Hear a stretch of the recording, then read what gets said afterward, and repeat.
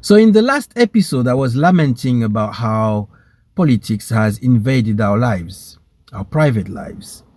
And in this video, instead of delving into the current controversies that are annoying me, I thought I might as well zoom out. Let's take an eagle eyed view of the history of politics, but from a different point of view that you may have not heard before. I'm going to give you my perspective, which is a historical slash biblical perspective. So if that's piquing your interest, stay with me as we explore the good, the bad, and the downright ugly history of politics.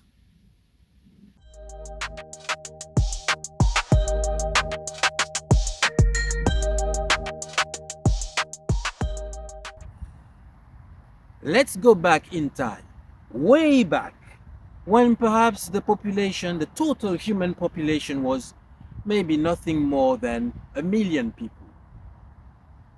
When societies were basically large families organized around a patriarch. Think of people like Noah, Abraham, Jacob. Jacob, whose name was going to be changed to Israel, and from whom the Israelites came, the Jews. Remember that for later. So at that time, it was the purest form of what I'd call politics, governance of people. You had the patriarch, his family was his main priority, so he made sure that his family was catered for. Purest form. Now, as population grew larger, the patriarch became a little bit more of a leader. The family became a tribe, and then he became a bit of a chieftain. Sometimes he was called something else. At one point, he was also called a judge in Jewish history. But then parallel to that, the nations started to have a king, self-appointed king, who always claimed divinity somehow. And that was to impress on the people this awe, so that they would be controlled easier.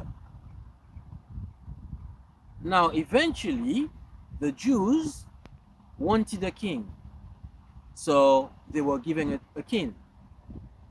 But the main difference between the nation's kings and the Jewish king was that the nation's kings, they tend to be a law unto themselves. They come, they claim divinity, and what they say goes. But the Jewish king was supposed to not be a lawmaker or a lawgiver. He had to be following the law that had been previously given to the nation, the Mosaic law. So he was supposed to lead by example, abiding by that law. He did not act above the law, or he wasn't supposed to.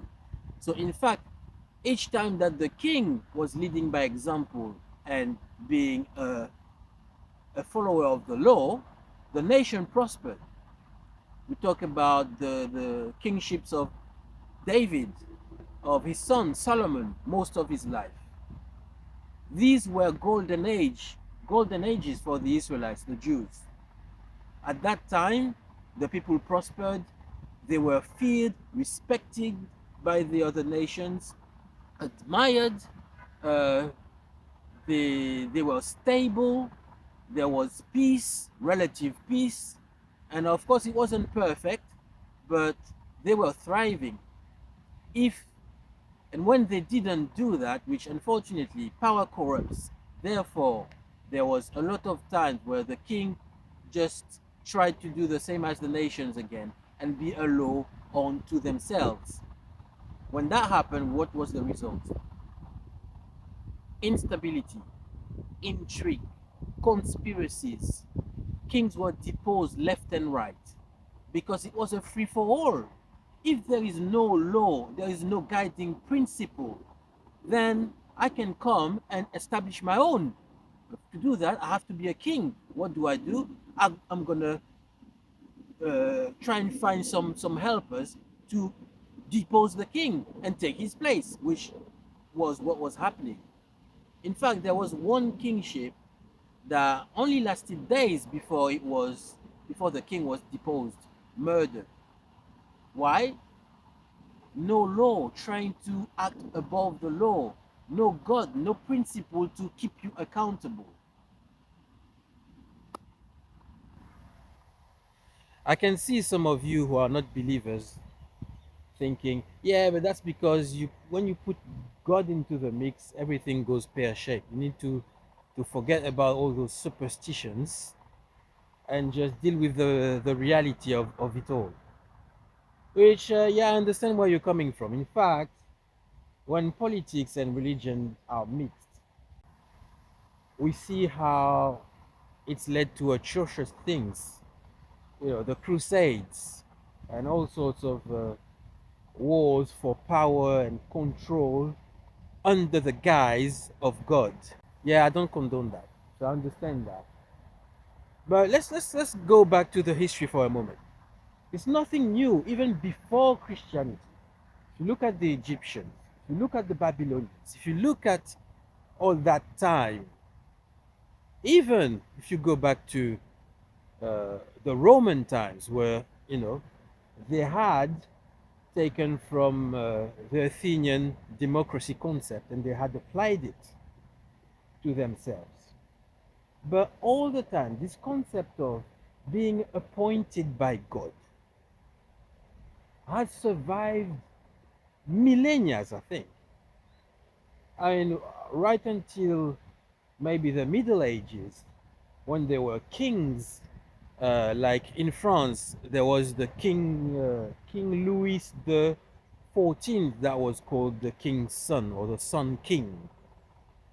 And in Egyptian times, millennia before, where the pharaoh was considered the sun god. You know, if you go a little later back to the Roman times, the Caesars were deified. Again, why did they do that? Because at the time, everybody believed that there were gods. There was no atheism.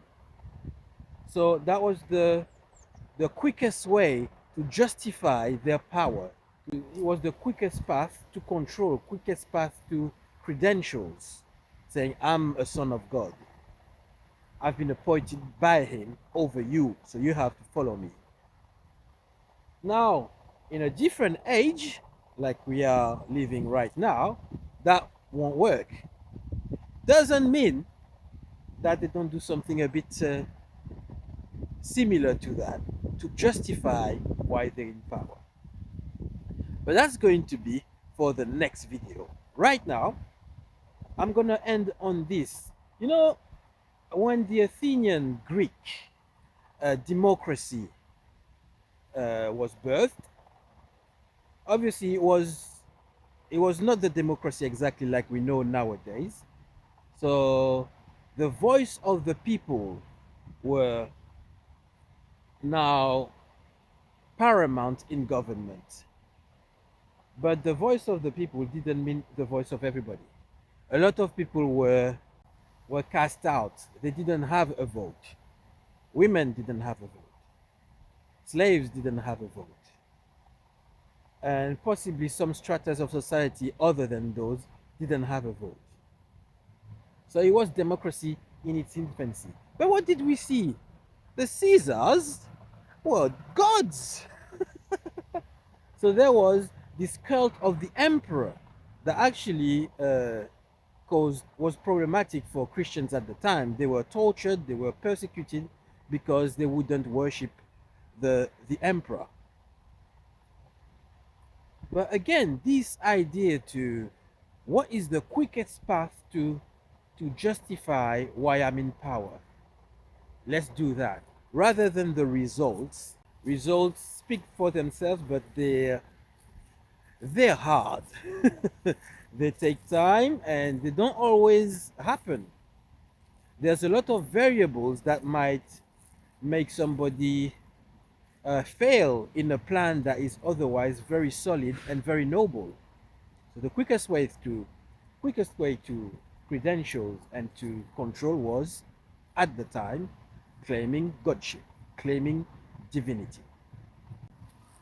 I'm gonna end it there, and I think next time I'm gonna be telling you about what else in this age where atheism, secularism is all the rage, and religion and belief in God is rebuffed, if that's a word. What are politicians doing to prove their credentials? Sometimes they do something that is very good, sometimes they do something that is not so good. So check it out next time. Like, subscribe, and then you won't miss it when I go into that next time. Thank you for watching. Reflect, redefine, rise. Ciao. Bloopers!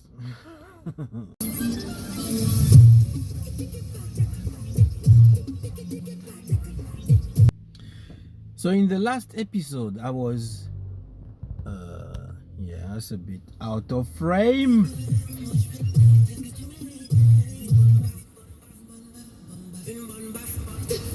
That when the population started to grow, let's go back. No, I'm gonna change this. Edit this part.